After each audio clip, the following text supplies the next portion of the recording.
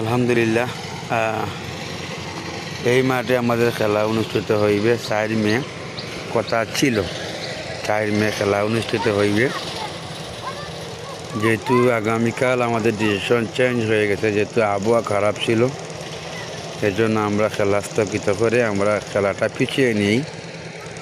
তখন আমাদের finally date হয়ে গেছে 11 মে সোমবার,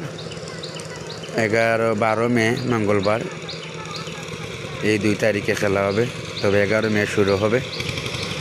তো সবাইকে অসংখ্য ধন্যবাদ যারা আমার ফ্রেন্ড ফলোয়ার আছেন, যারা মনে করছেন যেহেতু 4 মে খেলা ছিল, আকাশের বৃষ্টি তাপমাত্রা থাকার কারণে এগুলো আমরা খেলাটা পিছনে নিয়ে যাই।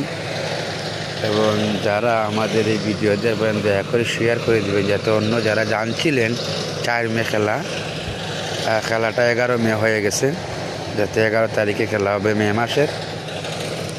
সবাইকে অসংখ্য ধন্যবাদ। এবং এই দেখতেছেন আজকে তাপমাত্রা অনেক ভালো, রোদ উঠেছে, অনেক মানুষের ধান কাটতেছেন, মাঠের পরিস্থিতি অনেক ভালো, মাঠটা শুকিয়ে যাচ্ছে। দিন ভালো হলে সবে খেলাও ভালো হয়, মানুষের দর্শকের আনাগোনা হয়।